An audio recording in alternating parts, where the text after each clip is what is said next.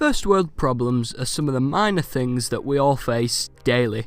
Now, although they might not be a big deal to some people, they're still fucking annoying nonetheless. So here, I'm going to take you through some of the most fucking dog shit first world problems that we face every day. Without any further ado, let's get into it. How many of you have been tucked up in bed so fucking tight you can't even move, right? You've got your pillow at max capacity, you're proper squeezing on the fuck of your blanket, and you've even got the window letting in a slight breeze so you can have a chill as well as a warm up. But how many of you have been busting for a piss the moment you entered that quilt? Seriously, you can't fucking sleep. Your bladder is on the verge of exploding, and if you don't get it sorted out, you're gonna piss yourself. What are you gonna do? Are you going to wait till morning, take the risk, and try not to piss yourself through the night? Or ruin that comfort stage and head to the bathroom at the late night hours, walk on that fucking freezing tiled floor, and piss yourself there and then? It's definitely a hard fucking dilemma. And God forbid if it's at that time where someone else is before you and you're already woken up from the feeling of going for a piss, then you hear that flush chain going at max capacity in the bathroom that's just next to your bedroom. You'd go fucking senile. I'd have a suggestion for this. I'd say piss in a bottle, but you probably don't want to do that shit and your knob's probably too big to enter the cap. So, to be honest, I have absolutely no clue how the fuck to fight this. I'd say piss before bed, but we can't control our bladders at that moment in time, so unfortunately it's on that case that most people are on their own. You have my best wishes. How many of you own a mobile phone? This sort of pitches into my last video if you want to go check it out or whatever. But how many of you have cracked your phone? Oh, hang on, let me edit that. Do you look after your mobile device? Or do you at least know someone where the phone screen is just nothing but fucking cracks and there's more lines on that fucking shit than your local dealer? Shit, we all know someone like that, and if you don't know someone like that, then the one whose screen is fucked is probably yours. To be honest, cases don't really do much for that. I mean, do you know that one nerd kid who has that fuck off bulk case because he thinks he's hard and that his phone's not going to get smashed?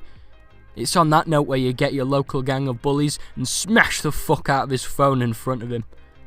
Don't do that, that's a cunty thing to do, I was just joking. But seriously, we all know, or at least you know, someone who's fucked the phone up beyond repair. Seriously, they chuck it around, they treat it like a fucking Swiss roll sandwich. They don't give a shit about that.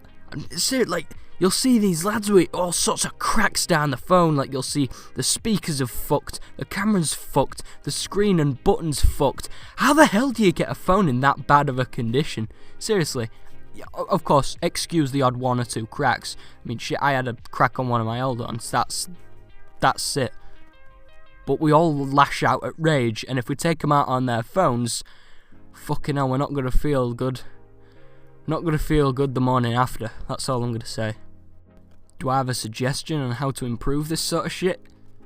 Don't throw your fucking phones, which is quite stupid to say in a matter of rage. I've broke a phone in rage. I think we've all broken something in rage. But try not to break something electronics. I recommend one of those stress balls, but I don't think they're very effective. I don't have any anger issues or anything, I just don't think they're very effective to use. So if anything, squeeze your cup your hands together and squeeze. I think that's a sort of like stress mechanism. I think I've just started doing it myself when I get killed in Red Dead 2. Are any of you playing Red Dead 2? Let me know what you think of it in the comment section below, I'd love to hear.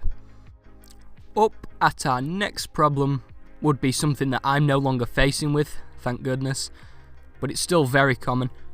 Tangled earphones. Seriously, this one pisses me off more than shit on a cliff. Imagine this, you're getting a phone call from some nice looking lass, right? And unfortunately you can't really put the phone up to your ear, maybe because you haven't been taking care of your phone very well and your speaker's fucked. But none of that. Let's say you want to pull out a pair of headphones just to listen to out in public, you're jogging or whatever the fuck, and then you can't untangle them by the time the phone call ends, because they look something like this. This is no one's fault. I don't know how the fuck this shit happens. I wrapped them up carefully by one layer after another and put them in my pocket. How the fuck did they end up like this when I pulled them out not 5 minutes after leaving the house? It's fucking ridiculous. I do have a recommendation for this, and it's partly why the problem's no longer an issue for me, but get a pair of Bluetooth headphones. I mean, yes, you have to charge them every 10 to 15 fucking minutes, but at least they don't end up looking like this at the end of the day. Well, I'll tell you something, now that I've got a lot of this shit off my chest, I can't wait to make a part 2 in the distant future, and if that's something you're interested in, leave them in the comments. Leave a like on the video if you enjoyed, subscribe and hit the bell notifications in the knob if you want to hear more shit like this as well. Don't worry, I'll tackle any issue you're fucking facing, and I'll put them right here on the video. If you're facing any issues, leave them in the comments below. I'll tackle them for you, and hell, I might give you a little bit of glory in the next one. Take care everyone, I'll see you in a bit. Much love.